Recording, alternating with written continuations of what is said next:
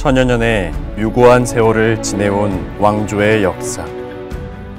한반도를 유일한 통일국가로 만들고 천년 전 세계 지도에 최초로 이름이 기록된 동방의 작은 나라 신라. 기원전 57년에 세워져 AD 936년에 멸망하기까지 옛 신라인들의 흥망성쇠를 지켜봐 왔던 곳. 이곳은 천년 전 신라의 수도였던 경상북도 경주. 세월만큼 많은 문화재와 유적들로 인해 경주는 그야말로 지붕 없는 박물관이다. 세계적으로도 그 가치를 인정받으며 천년의 유구함을 자랑하고 있다.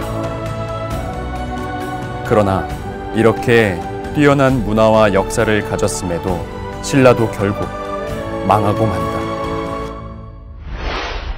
천년 왕조 신라는 왜 망할 수밖에 없었을까? 그 찬란했던 천여 년의 시간 속으로 떠나보자. 서울에서 차로 5시간을 달려 도착한 경주. 곳곳마다 지천에 깔린 문화재와 유적지가 눈길을 끈다. 옛 서라벌을 그대로 보존하려는 듯 보이는 경주의 모든 곳에 수많은 불상, 탑, 절터가 깔려있다. 탐방팀은 제일 먼저 신라의 시작을 알리는 박혁거세의 탄생설화가 담긴 우물터로 향했다. 지금은 흔적만 남은 우물터, 그리고 우물가를 둘러싸고 있는 큰 노송들. 마치 우물터를 보호라도 하고 있는 듯 진을 친 모습이 장관을 이룬다.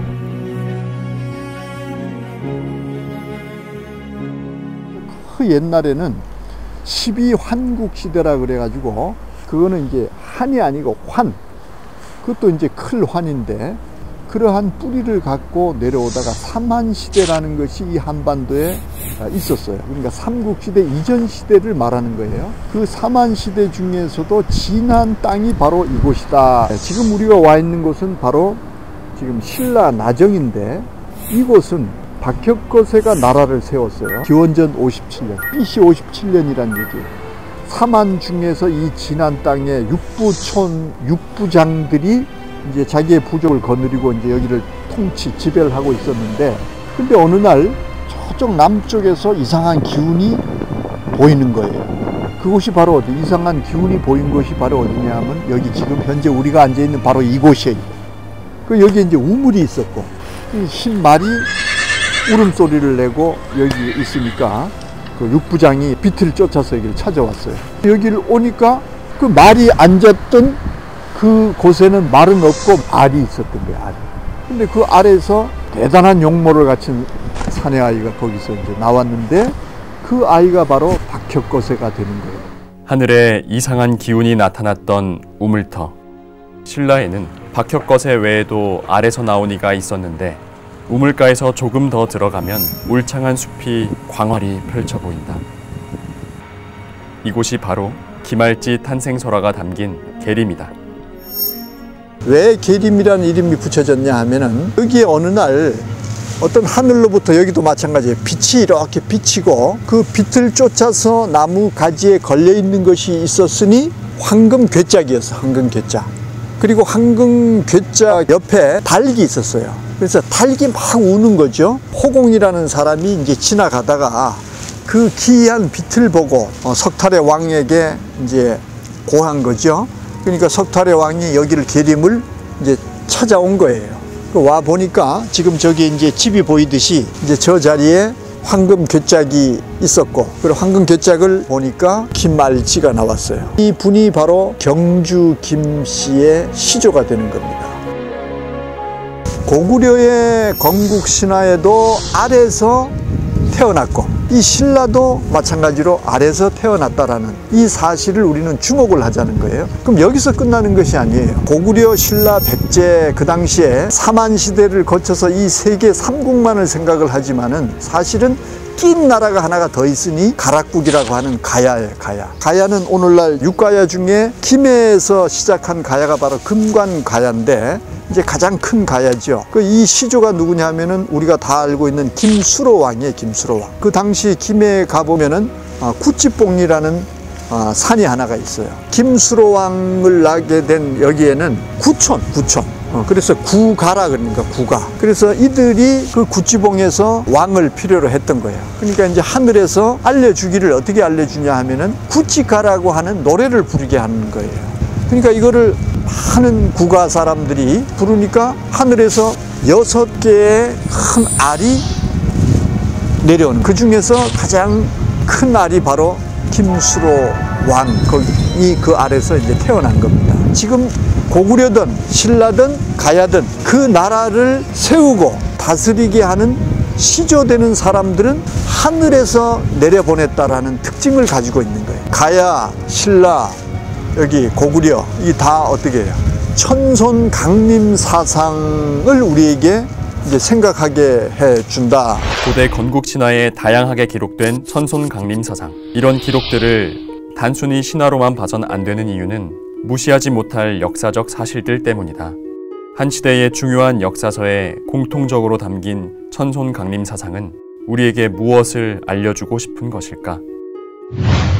초창기엔 이 삼국을 놓고 보면은 신라가 가장 미약했는데 고구려의 남하를 통해서 가야는 힘을 완전히 잃어버리고 신라는 거꾸로 힘을 기르는 역설적인 현상이 나타나 버리는 거예요. 그래서 가야는 기원 후 42년도에 육가야, 금강가야 김수로 왕을 필두로 해서 육가야가 결국은 562년에 전부 이제 끝이 나버리지, 가야국이. 그래서 676년부터 통일신라가 계속 이어가다가 932년에 통일신라가 고구려에게 경순왕이 마지막, 아까 여기 김할지라고 하는 김해김씨 마지막 왕 경순왕이 나라를 고려의 왕건에게 바침으로 인해서 약 1000년의 역사가 이 서라벌을 중심으로 해서 번창하면서 그 어느 나라보다도 강대한 문화와 문명, 힘을 가지고 존재했다.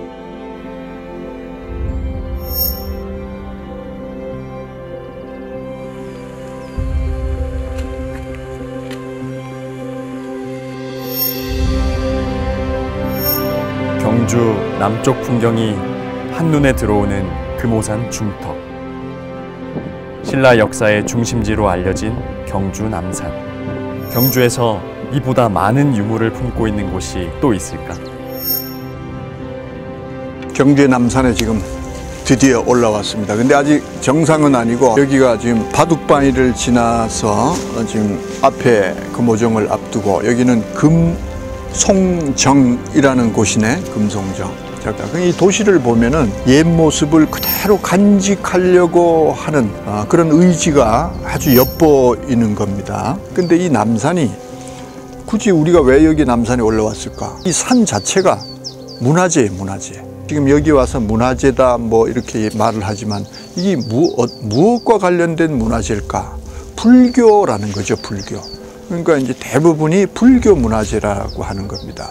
그래서 신라 하면은 불교, 불교 하면 신라. 이 불교가 신라에 유입되고 들어온 것은 제일 늦습니다. 고구려와 백제는 중국으로부터 불교가 유입이 되는데 이 신라는 고구려로부터 받아들이는 거예요.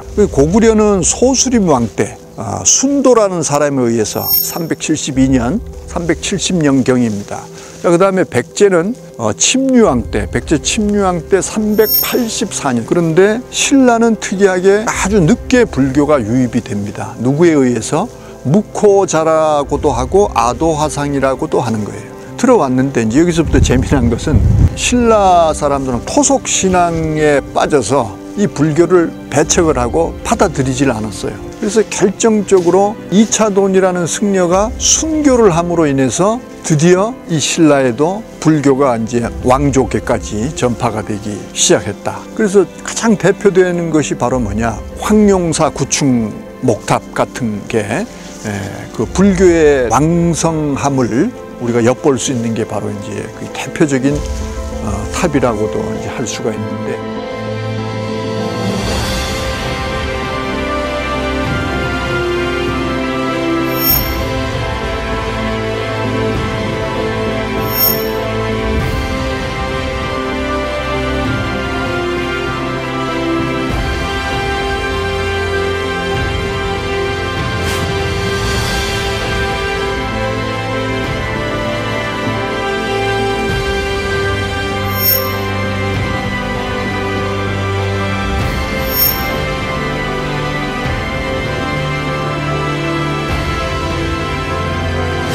여기까지 우리가 경주 남산의 탐방을 이제 마무리를 하게 될 텐데, 자, 불교 문화가 꽃피었다 할지라도 많은 중생을 위한 종교라기보다도 왕권을 자기의 권력을 강화하고 또 세력을 확장시켜서 남의 나라를 뺏고자 하는데 그런데 기여를 한 것이 바로 이 불교 문화라는 겁니다. 그리고 귀족이라고 하는 특수한 계층들만이 누렸던 것이 신라 불교의 맹점입니다. 그래서 힘이 있고 능력 있는 사람들이 이 종교를 국교로 삼아서 가지고 있다 보니까 많은 곳에 이렇게 많은 문화재를 남길 수 있었던 이유도 바로 그런 것에서 우리는 찾을 수가 있는 겁니다. 불교를 이제 넘어서 종교라는 측면을 우리가 들여다볼 필요가 있는데, 시대마다 그냥 역사가 왕조 내지 시대가 흘러온 것이 아니고 그 국가는 반드시 이러한 종교와 맞물려서 이 역사는 흘러왔다는 사실. 그래서 이 신라 천년이라고 하는 것은 이 불교가 결국은 이 신라를 이끌어왔다 해도 과언이 아니고, 시대마다 이 종교는 종교의 어떤 본질을 넘어서 권력이 되어 왔다라는 것을 이 역사 속에서 우리는 찾을 수가 있는 겁니다. 그래서 종교는 종교의 본질로 접근을 해 들어가야 되는데, 종교가 정치 권력과 하나가 되다 보니까 발생하는 것은 여지없이 뭐냐? 부패가 되는 겁니다. 그래서 시대마다 종교를 앞세워왔던 그 권력은 항시 망했어요. 그러니까 불교의 문화를 가졌던 신라도 고려에게 멸망을 받고, 또 고려는 신라의 이 불교를 그대로 이어서 답습을 해 가지만은 결국은 또 종말을 맞고 맙니다. 그때 있었던 것이 바로 뭐냐면 역성혁명이에요. 역성혁명. 성씨가 바뀌는 거죠. 박혁거세, 석탈의 김알지, 박석, 김씨가 신라 왕조를 이끌어왔어요. 그리고 태조왕건, 고려시대 태조왕건에 의해서 고려시대는 왕건하고 최씨가 고려를 또 지탱해 왔습니다. 그러한 고려시대가 이씨조선이라고 하는 새로운 성씨에 의해서 멸망을 맞게 되고 새로운 왕조가 탄생하니 이것을 역성혁명이라고 하는 겁니다. 그래서 새로운 왕조가 들었을 때 그들이 기치를 내건 것이 또 뭐였냐? 유교라는 거죠. 새로운 왕조는 새로운 종교를 또 들고 새로운 시대를 열었던 거예요. 그것이 조선입니다. 그래서 종교와 하나 된 그 왕권은 서로 권력 싸움이에요. 권력 싸움. 종교와 정치가 하나 돼서 서로 갈기갈기 찢겨지면서 결국은 구한말에 외세의 침탈을 풀려들였고 일본에게 식민지로 나라를 빼앗기는 참혹한 현실을 맞게 되는 것도 바로 정치와 권력이 하나가 돼서 갖게 되는 결론은 바로 뭐냐? 우리 한민족의 역사였습니다. 자, 그것이 어찌 그때뿐이겠습니까? 오늘날 또 마찬가지예요. 종교가 종교의 본질을 추구한다면은 권력을 굳이 가질 필요가 없습니다. 그러나 종교는 자기의 종교의 본질을 이미 벗어나 버렸기 때문에 힘이 없으면은 자기의 종교를 유지할 수가 없는 거예요. 권력이 된 종교가 부패한 정치와 하나가 되는 그런 결과를 우리는 눈앞에서 지금 보게 되는 겁니다. 종교라고 하는 말은 있었지만 종교는 없었어요. 역사를 잊은 민족은 미래가 없다라는 말과 같이 지나온 이 역사는 우리의 몸이고 이 역사와 함께 있어져온 이 문화재, 이 모든 문화는 바로 우리의 영혼이다라는 겁니다. 그래서 지나온 역사가 그냥 하나의 지나온 역사로 끝난다면은 미래가 없는 거예요. 지금까지의 역사와 문화의 터 위에 이제는 보다 나은 새로운 세상, 모두를 위한 세상을 만들어 가기 위해서 참 종교의 시대, 새로운 세상을 향해서 우리가 다 같이 노력하는 그런 우리 모두가 돼야만 한다는 것이 바로 탐방에서 얻게 되는 결론이 아닌가 생각이 됩니다.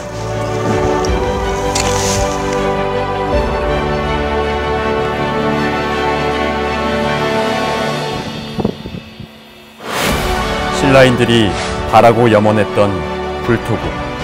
그러나 그들의 결국은 멸망이었다. 종교의 본질은 잊어버린 채 정치 권력과 손잡고 타락해버린 종교세계. 그 뒤를 따라 부패된 역사는 오늘날까지 이어왔다. 기억하지 못하는 비극은 반복된다고 했다. 이것이 역사가 남긴 진실에 우리 모두가 귀를 기울여야 하는 중대한 이유이기도 하다. 어쩌면 유구한 우리의 역사는 오늘날 참 종교를 맞이할 수 있는 이 한때를 위해 오랜 세월 애타게 기다려온 것은 아닌지 생각해봅니다. 부패한 역사를 끝내고 영원히 존속할 나라를 세울 수 있는 이때, 역사가 우리에게 남긴 마지막 기회가 눈앞에 도래한 것은 아닐까.